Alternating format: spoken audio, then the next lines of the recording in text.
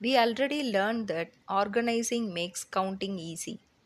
So people thought, why not organize numbers also inside boxes? Let us imagine this clearly. If we put 10 items inside one box, that box becomes one block.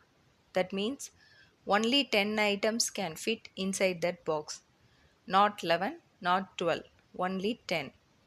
Instead of counting one by one, we can count as a group of 10 or friends of 10. Now listen carefully. If we fill 10 such blocks, that becomes one big frame. Suppose we have 142 gooseberries. If we count one by one, we will get tired.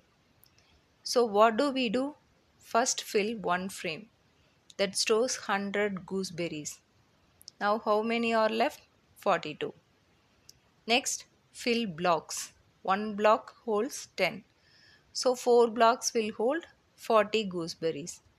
Now, how many are left? 2.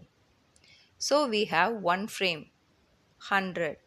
4 blocks 40. 2 single ones 2. Together 142. See how easy that was?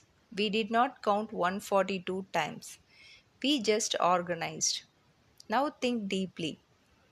When we write the number 142, 1 does not simply mean 1. It means one frame, 100. 4 does not simply mean 4. 4 into 10, 40. 2 means two ones. This is called place value. The place of the digit gives its meaning. Now let us think in reverse. Can we store the gooseberries in different order? Yes. You can first count 2, then 40, then 100.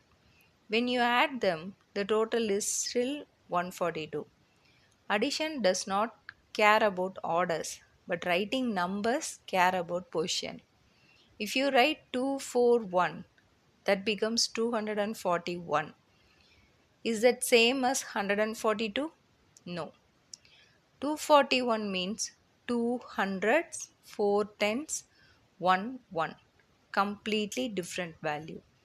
So, digits are like cricketers. Their face is the same, but their role changes depending on where they stand. That is why we study face value and place value. Mathematics is not memorizing numbers, it is understanding position, structure, and meaning. And once you understand this, big numbers are no longer scary.